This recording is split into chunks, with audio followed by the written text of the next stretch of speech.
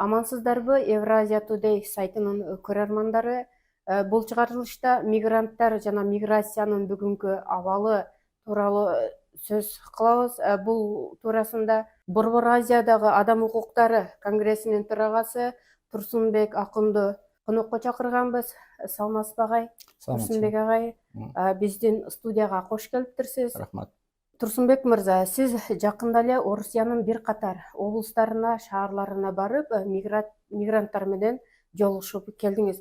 Мигранттардын бүгүнкү абалы кандай экен, алардын эң орчундуу маселеси эмнеде турат? Эми өзүңүз билесиз, мен ушу февраль айында да барганмын, андан мурун декабрь айында да бардым былтыркы жылы. Февраль айында барганда Екатеринбург облусуна, Свердлов облусуна барып, Екатеринбург шаарындагы биздин мигранттар менен жолугушуп келгенмин. Андан кийин Москва шаарына барып жолукканмын. Бул барганымда Москва шаарына барып, анан Санкт-Петербургка да барып, Ленинградка мурда айтылган барып келдим да. Эмне үчүн мен бардым? Анткени өзүңөр билесиңер, ушу январь айында, ушул жылдын январь айында бизди куш касча бастырып, биздин мигранттарды Екатеринбургда аябай чоң куугунтук алган да, орустун укук органдары. Анан ошого биз намыстанып, мен Ак үйгө чыгып, премьер-министрге кат жазып, анан биз СНГнын мүчөсү болсок, ЭСке кирсек, ОДКБга, ШОСко кирсек, эмне үчүн биздин мигранттарды кастай бастырып, ушундай бир аброюна шек келтирип атат деп, анан мен өкмөт дагы колдоо көрсөтүп, анан барып келип, анан ал жактагы ушул Екатеринбург облусунун губернатору, омбудсмени Татьяна Георгиевна Мерзлякова менен жолугуштум. 22 жылдан бери легендарлуу омбудсмен да. Анан ал аппараты менен кабыл алып, укук органдары менен жолугушуп, анан аларга катуу айттым. Силер биздин мигранттар жыргагынан жүрүп аткан жок да. Силер эмне үчүн буларга мындай жаман кадыр баркын кетирген мамиле кыласыңар деп, анан катуу талаптарды коюп, анан бир 2 саат талкуу болуп, анан алар кечирим сураткан. Атайын кечирим суратып, Турсунбек акын, кечирип коюңуз, биздин укук органдары ушу туура эмес иштерди кылган экен деп кечирим суратканбыз да. Ушинтип кичине мындай реттеп, анан Москвага да келип, Москванын Москалькова Татьяна айымдын дагы омбудсменин аппарат жетекчиси Владимир Владимирович алар кабыл алышып, алар да 10 чакты адам кабыл алып, анан алар менен да катуу талкуу кылып, Борбордук Азиядан барган омбудсмендерге кичине бир адамча мамиле кылгыла деген сөздөрдү айтып келгенбиз да. Анан өзүңүз билесиз, анан быйыл ушу апрелдин 8-inde биздин Манас Жолдошбеков деген консул, башкы консул, Москва башкы консулга консул жөнүндө дагы анын үйүн тинтип кирип, үй бүлөсүнө зордук зомбулук көрсөтүп, түртүп аялын, анан балдарын баары ыйлап коркуп, өзү жокто. Анан ушинтип анан 12-апрелде чыгып кетти да, прессанын баарына чыгып. Анан биз эгерде мигрант эмес, жөнөкөй эмес, консулга кол салып атсам да биз эмне болот? Анан мен дагы намыстанып жүрдүм. Анан аңчы болбой, өзүңөр билесиңер, теракт болуп кетти 22-синде. Теракт болуп, ошо Москвада, Крокус Сити холлдо. Анан ошондон кийин анан ушул Москвадагы биздин мигранттар чыгып, укук коргоочу катары келип кетиңиз, биздин абалыбыз аябай оор дегенден, анан мен жалгыз Кыргызстан эле эмес, ушу Борбордук Азиядагы адам, Борбордук Азияда конгресс координатору катары ушул Борбордук Азия мамлекеттеринин атынан бардым да. Ошо Тажикстандын, Өзбекстандын аякта да биздин конгресстин мүчөлөрү бар, алар мүмкүнчүлүгү жок барганга. Мен баягы көп жылдан бери жүрөм, анан атымды сыйлашып, анан сиз эле барыңыз биздин атыбыздан, анан ошо маселени койдук. Абал өтө оор. Сиз сурооңузга түз жооп берейин. Мына ушул жанагы ошо жардыруудан кийин, теракттан кийин ошо автобустардын баарын коюп койду метрого. Метродон чыга бериште автобустар турат. Анан Азия улутундагы болсо эле, Борбордук Азия барса сразу камап эле автобуска салып алып кетип аткан да, буга чейин. Мына кичине мен барганда могу апрель айында кичине анча азайып калыптыр, бирок ошо теракт болгон бир айдын ичинде, бир 10 күндүн ичинде аябай катуу болду да. Азыр дагы токтой элек. Мына кече эле ошо тажик улутундагы адамдарды общитадан бир 2 автобуска жүктөп кетишти, мына кече балдар чалышты. Азыр мына баягы аэропорттон 600 адамды кайрат тажик улутундагыларды кетирди. Бул жерде тажиктерге эң биринчи, анан өзбектерге катуу кызым болуп атат. Анан 3-орунда кыргыздар да. Бизге тажиктер, өзбектерге караганда кичине мамиле жакшы экен. Биздин балдар орус тилин билишет. Орустар менен да мамилеси жакшы. Анан көп деле мындай мыйзамды бузуу жагынан бизди көп жагынан сактайт. Анан бизге мындай мамиле дурусураак экен да кыргыздарга. Бирок абал өтө эле оор. Анан ошон үчүн ушундай оор кезде өкмөттүн өкүлү катары, өкмөттүн өкүлдөрү, жогорку кеңештин өкүлдөрү, депутаттар да барып, мына ушул маселени талкуулап, ушуну жеринен көрүп аракет кылса жакшы болот эле да. Анан мен дагы өкмөт менен сүйлөшүп, анан буга кетердин алдында да Нурлан Тургунбековичке кирип чыктым. Анан ал киши дагы Турсунбек барып келсеңиз жакшы болот эле деп макулдугун берди. Андан тышкары депутаттар менен Дастан Талабаевич менен сүйлөштүм, Бекешев менен. Анан башка депутаттар дагы ушу байке барып келиңиз эми. Анан ошон үчүн барып көрүп, 10 чакты күн кыдырып, диаспоралар менен жолугуп аякта. Айрыкча мына эмедеги Санкт-Петербургдагы диаспора аябай күчтүү экен. Анан Нурбек Сатыбалдиев деген жетекчиси бар экен. Диаспора бирөө эле экен. Алар ушундай аябай чоң иштер жүргүзүп атыптыр. Анан ошол боюнча бир мындай көп аракеттер көп жолугушуп келдим да. Эме болду да, мындай жолугуш аябай мындай. Ошо бизде да издеген адам болот экен, артыбыздан келген адам болот экен. Кыйын учурларда сиздин келгениңиз мындай бизге жакшы болду деп, ушундай бир өзлөрүнүн болуп аткан проблемасын айтып беришти да мага. Ошол жогоруда сиз айтып аткандай 22 марттын кечинде Крокус-Сити холдогу теракт актыдан кийин бул Тажикстан, Өзбекстан гана эмес, кыргызстандыктарга да бир топ абал оорлошкону байкалды, Борбор Азияга деле. Бирок бул абалдан кийин миграцияда иштеп жүргөн биздин мигранттар ошол эле Россия жергесине таштап башка жерлерге мындай өздөрүнүн эмгек стажын мындай алмаштырып кетип атышканы дагы болуп атат. Мунун Россиянын өзүнө кандайдыр бир деңгээлде таасирин тийгизиши мүмкүнбү? Биринчиден Россияны да түшүнүш керек да. Анткени мына 22 марттагы эмеде 200дөн ашуун адам өлдү. Канчалам жаракат алды, канчадан майып болуп калды. Крокус-Сити деген бизнес центр талкаланды, өрттөнүп кетти. Канчалам миңдеген жумуш орундар калбай калды. Анан аларды дагы орус улутундагылар дагы орус укук коргоо органдарында түшүнүш керек да, алар дагы. Анткени биздин мына миңдеген бизден 1,5-1 миллиондон ашуун. Өзбектер болсо 3,5 миллион экен. Россия Федерациясында. Тажиктер 2,5 миллион экен. Эң аз эле биз кыргыздар экенбиз. Анан ушундай бир 5 миллион, 6 миллионго чукул адамга иш орун менен камсыз кылып атат. Ошолордун баарын үй бүлөсүн багып атат, туурабы? Анан ушинтип атсак, анан биз Борбордук Азиядагы мигранттардын кээ бири анан террорист болуп чыгып, анан аларды өрттөп, анан атып, ушинткени да туура эмес да, туурабы? Ошон үчүн биз дагы бияктан барганда өзүбүздүн мыйзам, ошо Россиянын мыйзамдарын так сактап, алардын койгон талаптарын аткарып, өзүбүздүн баягы жүрүш турушубузду жакшы алып барып, анан эки нерсени жашашыбыз керек экен. Эки эле нерсе. Бирөө эмгек келишимин такташыбыз керек экен, экинчи каттоодо турушубуз керек экен. Болду. Ушу эмгек келишими болсо, анан каттоо болсо болду, башка эчтеке тийишпейт да. Анан ошон үчүн бизде мына азыр жана да кошумчалап кеттим, дагы айтайын, мына биз азыр ошо Өзбекстанга, Тажикстанга караганда кыргыздар өзү ЕАЭПке мүчө экенбиз. ЕАЭПке мүчө болгондон кийин бир топ артыкчылыктар бар экен. Мына эң чоң артыкчылык бул жерде биз патент төлөбөйбүз. 7,000-8 миңге чукул рубль ай сайын төлөшөт өзбектер менен тажиктер. Биз төлөбөйбүз, биздин балдар төлөбөйт. Анан бизде эмгек келишими ошол замат түзүлөт. Анткени ЕАЭПтин баягы положениясында эмгек келишим боюнча атайын көрсөтүлгөн. Жөн эле эмгек келишим түзүлөт. Только регистрация, каттоону маселесинде проблема бар, анткени катташ үчүн прописка болуш керек. А прописканы көрүнгөн орус эле кое бербейт экен. Анткени тартып алат үйүмдү, келип үйүмдү өрттөп кетет, үйүмдү башкага басып алат деген сыяктуу бир эле адамга берет экен прописка. Ал жерде көп адам бар да. Ошон үчүн ушул жагы проблемный да. Анан пропискасы болсо, анан эмгек келишими болсо, башка эч проблема жок. Эми ушуну бир айдын ичинде 3 айга чейин уруксат берилген экен. 3 айдын ичинде ошо прописканы бүтүрө албайт. Ошо документтерди бүтүрбөй жүрүп алышат да.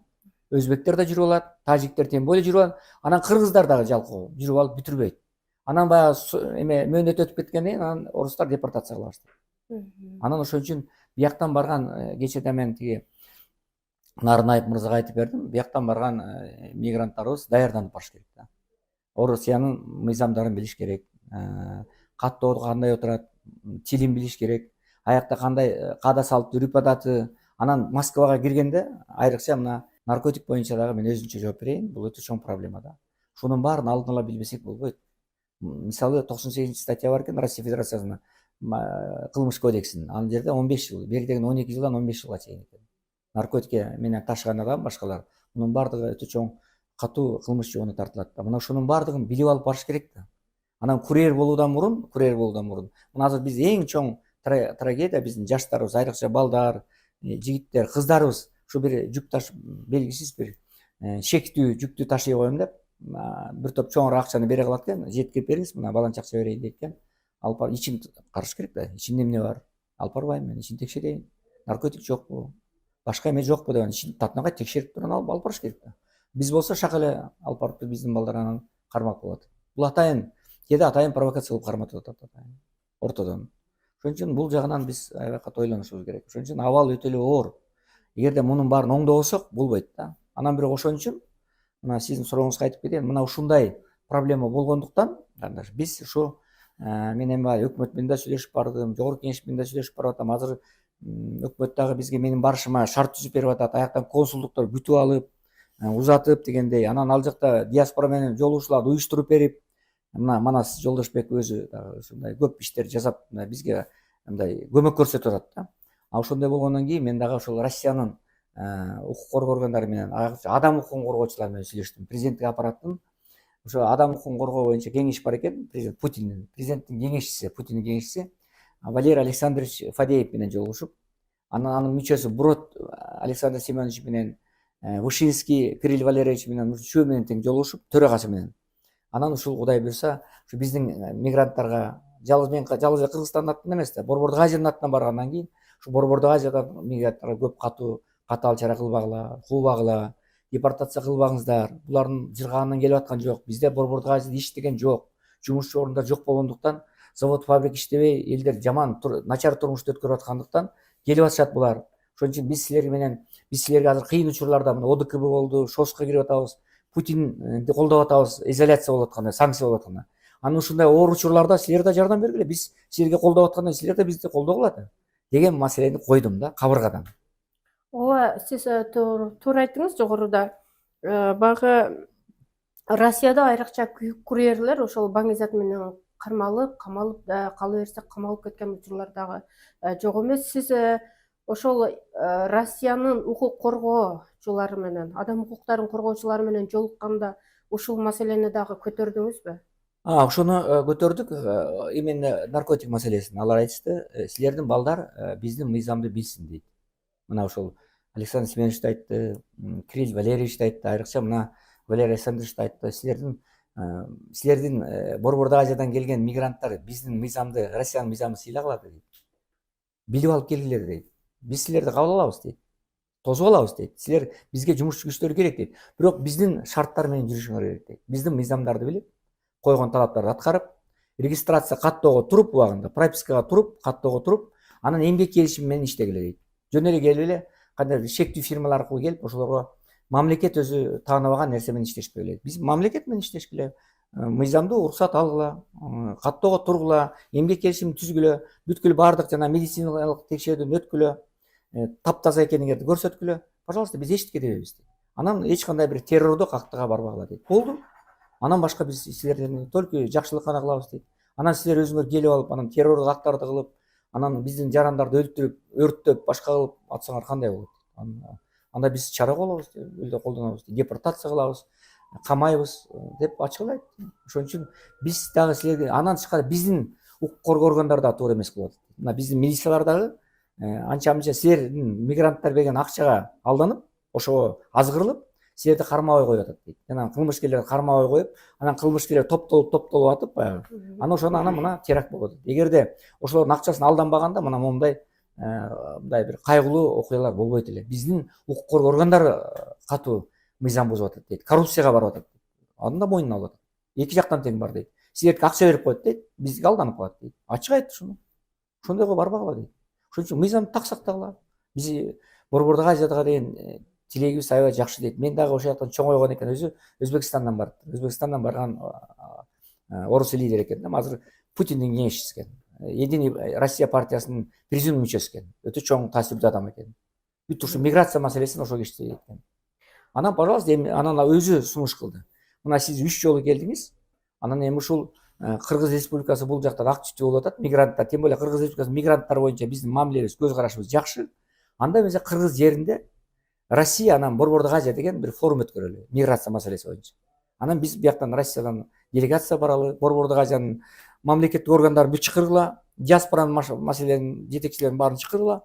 Анан ошо Ысык көлүнүн жээгинде баркатный сезон август айында бир мындай жакшы мындай катуу талкуулайлы ушул маселени. Биз тараптан бизге кандай сын көзүңөр болсо, аны айткыла, сын көз карашыңар болсо, биз да айталы сын көз карашыбыз, анан ошондон талаштан такты жаралат деп маселенин жеринде чечели.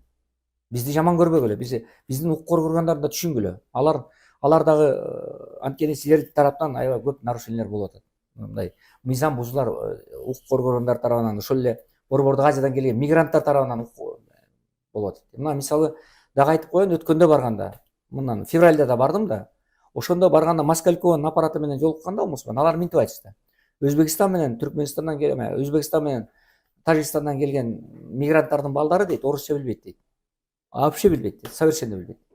Анан аны баягы орус мугалимдер, анан ошолорго бүт убактысынын баарын ошолорду орусча үйрөтөм деп аракет кылышат.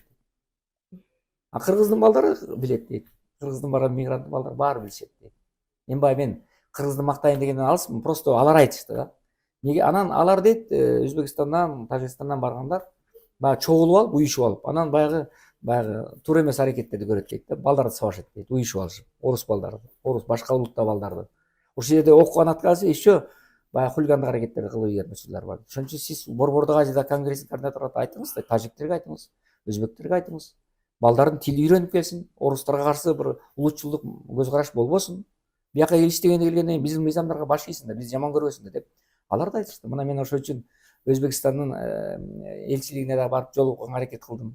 Тажиктерге дагы мына айтып атам, дагы Тажикстанга барып келейин деген оюм бар, Өзбекстанга.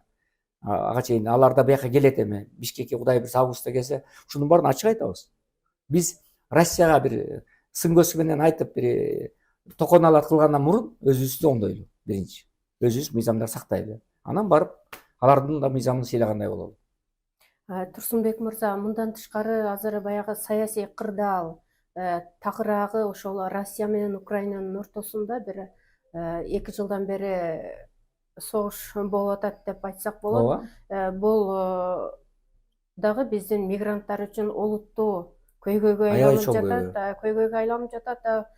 Мен айтайын дегеним ушул кээде расмий эмес маалыматтарга караганда кээ бир мигранттарды ошол мобилизацияга дагы туш болуп калгандары бар деген маалыматтар. Мунун чындыгы канчалык жана мунун алдын алуу же болбосо жоюунун жолдору барбы? Биринчиден өзүңүз билесиз, Украинага алданып вербовка деп коет баягы. Азгырылып барган мигранттардан 7 адам каза болду. Кыргыз Республикасынын 7 жоокери, мындайча айтканда, жарандары каза болуп келди. Мынанын баары азаттыктан берилди, массалык маалымат каражаты ачык берилди. 7 адам азыр каза болду. Баарын Кыргызстанга алып келип көмүштү. Андан тышкары 2 адам бияка келген адамдар соттолушту. Бирөө Ат Баш райондук соттун негизинде 6 жылга соттолду, бирөө дагы 7 жылга соттолду. Мына Кубанычбек деген жигит бияктан баягы апробация боюнча чыккан, ал кайра Россияга качып кетти. Мына азыр биздин бийлик териштирип атат. Кантип ал өтүп кетти границадан деп. Апробация болсо өтпөш керек эле. Өткөрбөйгөн да. Казакстан аркылуу өтүп калган. Мына ушунун баары, анан ушу анткени алар сиздин сурооңузга мен так жооп берейин. Ал жерде 15-20 жылга кесилген биздин мигранттар бар экен. Убийство боюнча, наркотик боюнча, изнасилование боюнча биздин балдар отурушат да. 15-20 жылга кесилген. Кээси 25 жылга кесилген. Анан аларга жанагы орустардын эмелери барып, мурда каза болбоду. Анан ошолор барып, анан айтат экен, силер 15-20 жыл отурганда бизге барып согушуп келгиле, Украинаға каршы дейт. Анан ал да адам экен да. Анан акча төлөп беребиз дейт, контракт акча төлөйбүз дейт. Анан ал чем 15-20 жылга отургандан көрө, мен согушуп өлсөм өлөм, өлбөсөм акча таап үй бүлөмө барам деп анан макул болушат экен да, азгырылат экен. Эми ал да туура эмес, бирок эми баягы ошол абалы ошого мажбур түртөт да. Анан эми ошону келип алып кайра Кыргызстанга аман эсен келсе, аны биз соттоп атабыз. Мына ушуну Санкт-Петербургдагы биздин мигранттар, диаспоранын өкүлдөрү мага салам катары айтышты. Кыргыз бийлигине айтып барыңыз, президентке дагы, укук коргоондарына бул туура эмес. Алар жыргаганын ошол жака отурган жок, кесилди, азгырды, барды. Анан өлгөн үстү көмгөн кылып, тияктан еще күнөөлөнүп атышат, еще Кыргызстандан соттоп атышат. Бул туура эмес деген пикирин билдиришти да. Эгер өзүлөрү атайын соттолбой эле акча табам деп азгырылып барса, анда соттосун дейт. Анда биз эчтеке дебейбиз дейт, пайда табабыз дейт. А бирок жанагындай 15-20 жылга кесилген адамды аларды атайын күчтөп азгырып барса, анан алар дагы Кыргызстан еще дагы соттосо, ал балдарда бул туура эмес деп диаспоранын өкүлдөрү мага айтышты. Саламдоо катары. Буга мыйзам жол береби? Негизи мыйзам бизде мыйзам боюнча соттошубуз керек. Эгерде башка өлкөгө кетип калса, башка өлкөнүн согушуна катышса биздин жарандар, анда мыйзамдын алдында соттошубуз керек, туура. Бирок моральдык жагын айтып атышат алар, моральдык жагын айтып атышат. Мыйзам боюнча Алар андайга барбаш керек. 15 жылга кесилип отуруп бериш керек. Мыйзам ошондой. Сизге акыркы суроолорумдан болсун, Кыргыз Республикасынын Москвадагы расмий элчилигинин консулу Манас Жолдошбековго дагы куугунтук болуп баягы түнү кирген учурлар болду деп атасыз.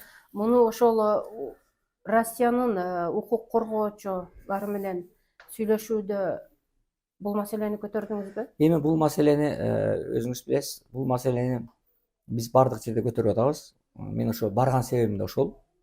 Мына биздин консулубуз Манас Жолдошбеков ал жерде бир 5 жылга чукул иштеп атат. Өтө жакшы иштеп аткан консул, өтө күчтүү.